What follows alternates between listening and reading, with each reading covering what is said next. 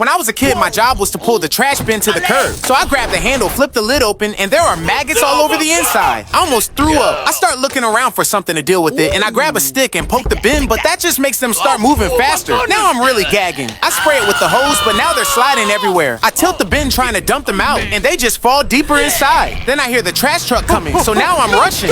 Halfway to the curb, the bin tips over, and I see the maggots again. I panic, run back inside, grab whatever I can to cover my hands, and sprint back out. By the time I make it to the street, it's quiet. The trash truck is gone. That's when my dad pulls into the driveway. By one look at me, he can tell I missed the trash truck, and he was not happy about it. And that's when I learned trying to deal with the gross part can make you miss the important part.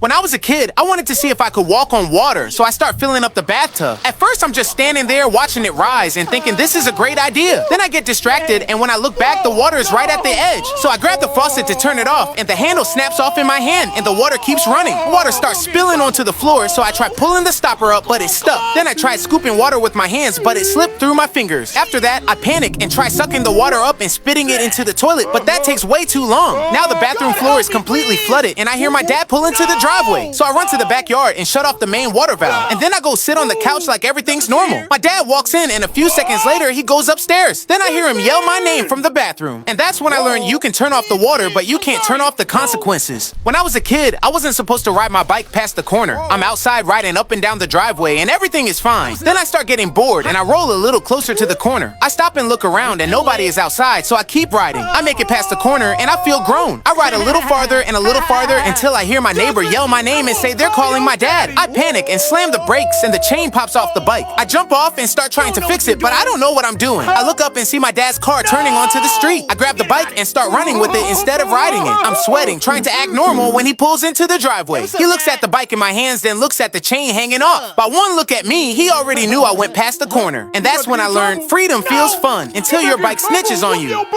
The other day, I parked my Tesla in a huge parking lot and told myself I would remember exactly where it was. I walk into the store feeling confident, and I end up taking way longer than planned. When I come back out, I walk straight to the spot I'm sure I parked and my car is not there. So I start walking faster, thinking I'm one row off, but every row looks the same. I pull my phone out to check the Tesla app, and it says the location is unavailable. Now my heart starts racing. I refresh the app again, and it still won't load. I try using Summon, and it just spins like it's thinking about it. At this point, I'm pacing through the lot holding my phone up like it's going to help. I finally get the app to load, and the map jumps, but it's pointing somewhere that makes no sense. I follow it anyway and end up on the opposite side of the lot surrounded by cars that are definitely not mine. Now I'm sweating, trying to stay calm while walking in circles, pretending I'm on a phone call. I refresh the app one more time and the location updates again. I look up and my car is sitting exactly where I left it the whole time. And that's when I learned technology is amazing until it decides to humble you in public.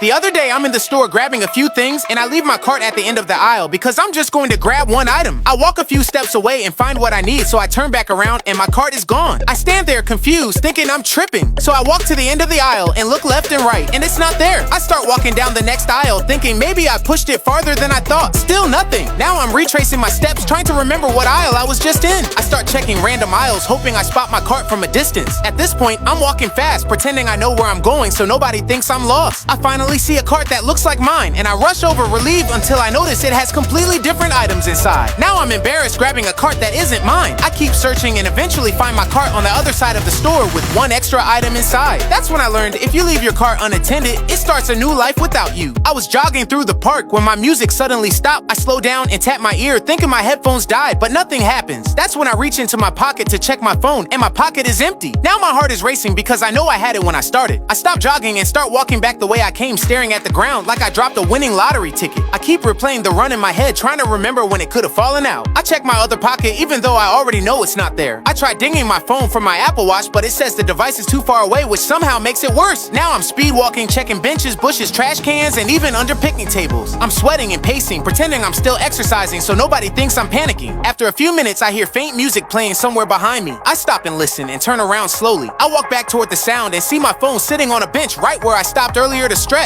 And that's when I learned panic turns your brain off way faster than your phone battery.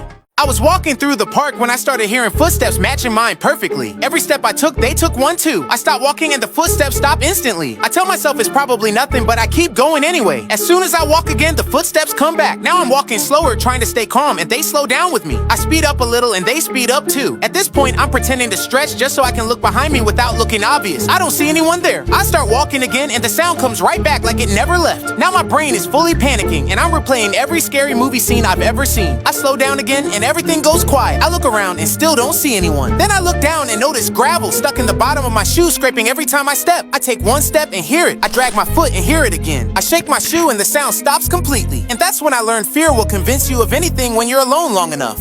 I was out for a jog when I saw a trail that looked like a shortcut straight back to my house. At first it feels smart because it looks like the trail is gonna cut right through the neighborhood. But after a while, I slow down and realize I should have been out by now. I keep jogging thinking it'll open up any second, but it doesn't. Now there's nothing but woods on both sides. I pull my phone out to check my GPS and I've got no service. That's when I start questioning every decision I've ever made. I keep moving and end up crossing this weird Chinese bridge that looks like it hasn't been used in years. Halfway across, I realize I really have to pee. So I run under the bridge and right when I'm about to relax, I hear what sounds like an alligator roar. I get my butt right back to the trail. Then I start hearing movement on both sides of the woods. So I quickly grab a stick like that's going to help me in any way. Then I finally see some kids riding by on their bikes. So I start calling out for help, but they just keep riding like I'm part of the scenery. I start jogging faster, telling myself I'm fine until the trail finally opens up. I look up relieved, but realize I'm standing right back where I started. And that's when I learned that shortcuts only work if they actually go somewhere.